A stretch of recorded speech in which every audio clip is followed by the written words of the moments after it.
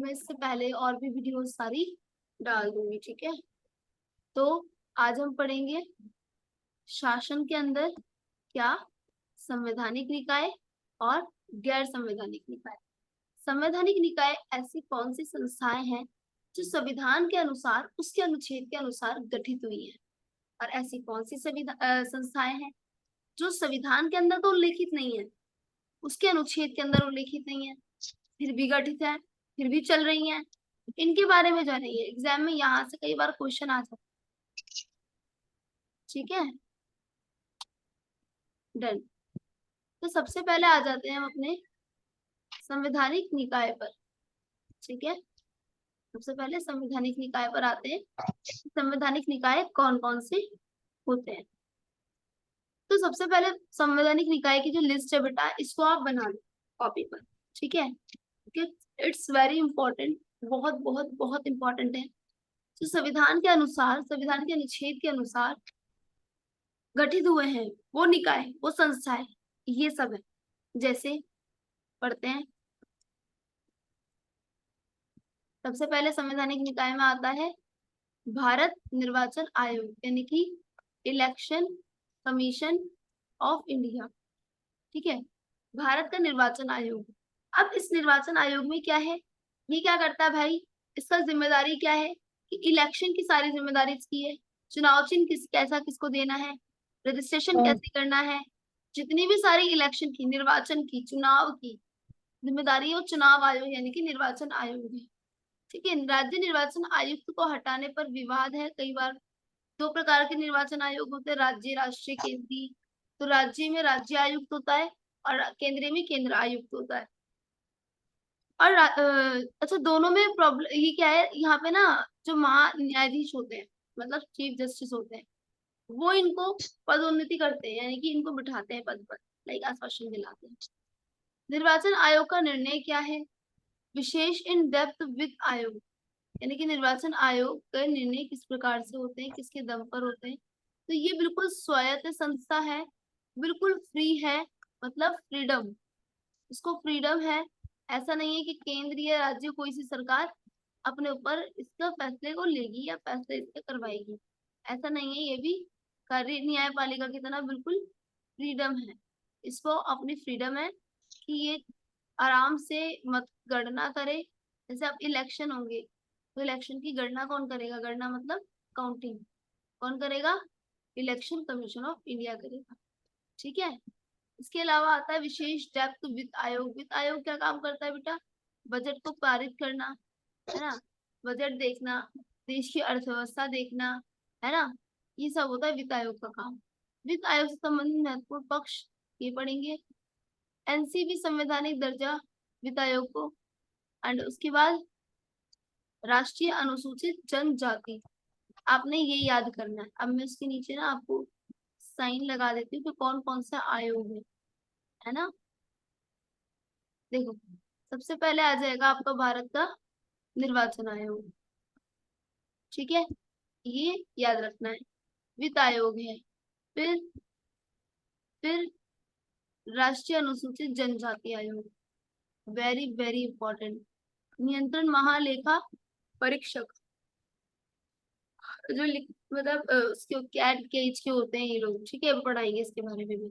महान्यायवादी, वही न्यायाधीश, यानी कि अधिकरण के बारे में भारत का सर्वोच्च न्यायालय। ये सब संवैधानिक निकाय हैं, संविधान के अनुसार इनका गठन किया गया है, ठीक है बच्चे। इनकी लिस्ट बना लो।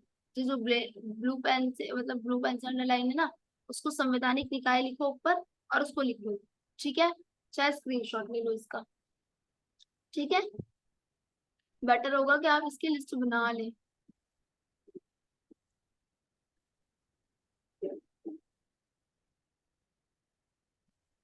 आ जाते हैं अब इस पे, गैर संवैधानिक निकाय पे। कौन कौन से गैर संवैधानिक, बहुत सारे ऐसे निकाय हैं जो गैर संवैधानिक है, जनता की आकांक्षाओं को पूरा करने के लिए बनाए गए हैं। संविधान में तो उल्लेख नहीं था, पर समय अनुसार हमें बनाना पड़ा भाई, है ना।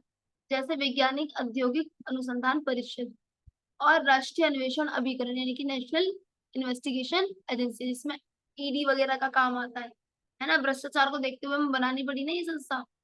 भारतीय खाद्य निगम, भारतीय प्रतिस्पर्धा आयोग, भारत का विधि आयोग, केंद्रीय सत्कर्ता आयोग, ये लिस्ट बना लो आप। ठीक है, ये कोई आयोग नहीं है, ये राष्ट्रीय कृषि ग्रामीण विकास बैंक, ये नाबार्ड के बारे में है।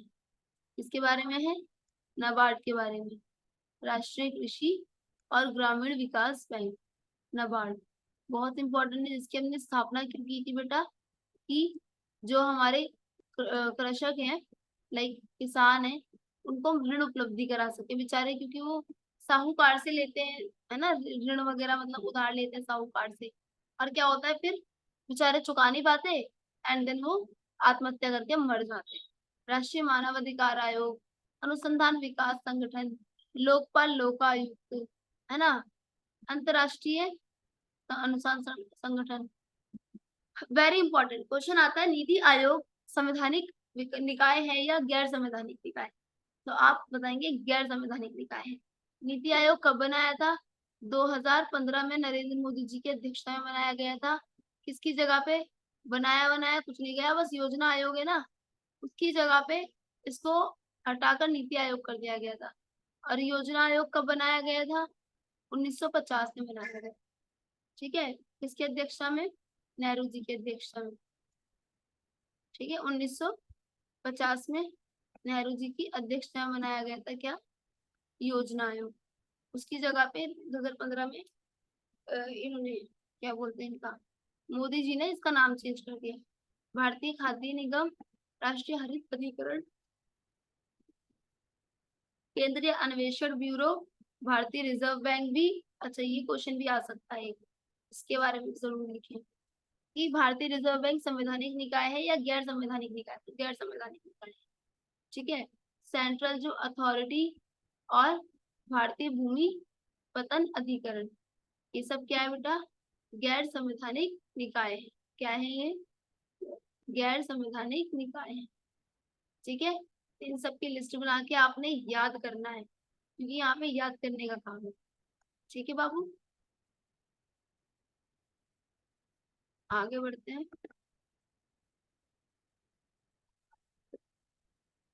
आज जो संवैधानिक निकाय में इम्पोर्टेंट जो है वो निर्वाचन आयोग है।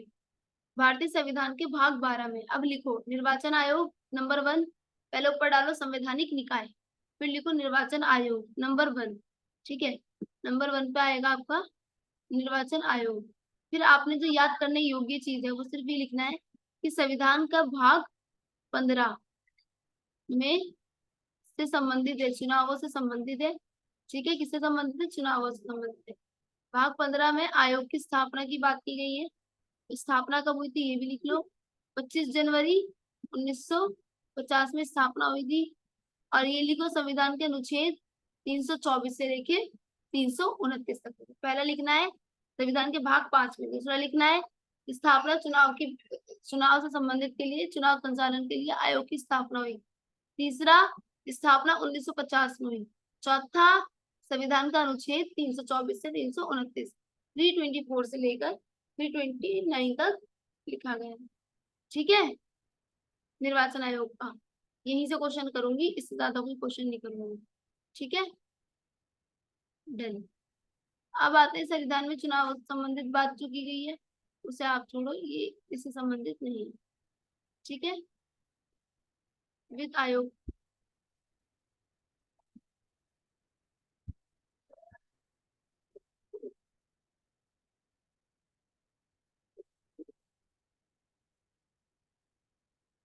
बस चुनाव आयोग ज्यादा इंपॉर्टेंट है इसके अंदर, एंड दैट्स इट, कंप्लीट। ठीक है, इट्स कंप्लीट फॉर यू। एक बार थोड़ा सा वित्त आयोग देख लिया क्या, देखो वित्त आयोग क्यों बोल रही हूँ, क्योंकि वो भी आ जाता है कभी कभी। इसमें ना आप बता सकते हो वित्त आयोग के बारे में कि निर्वाचन आयोग की जो प्रक्रिया है, ये है वित्त आयोग। गठन कब हुआ था, 20 नवंबर 2017 में 15वें वित्त आयोग का गठन मंजूरी प्राप्त की गई। तो क्वेश्चन आ सकता है 15वें वित्त आयोग का गठन कब हुआ, 2017 में हुआ। ठीक है, और 15वें वित्त आयोग का कार्यकाल कब तक होगा, 2025 तक होगा। ठीक है। 14वें वित्त आयोग का गठन, 14वें वित्त आयोग की सिफारिश 2019 से 20 तक की रही थी। ठीक है, बस इतना याद रखना है। ठीक है, बस यही इंपॉर्टेंट है। बाकी जो इम्पोर्टेंट है वो है इसकी लिस्ट। आपने ये लिस्ट बना के याद करना, निर्वाचन आयोग के तो अनुच्छेद भी याद करना। ठीक है, या फिर मैं आपको प्रोवाइड करा दूंगी संवैधानिक निकाय के आगे इनके अनुच्छेद। ठीक है, इनके अनुच्छेद, और इसके आगे तो अनुच्छेद है ही नहीं क्योंकि गैर संवैधानिक है। डन।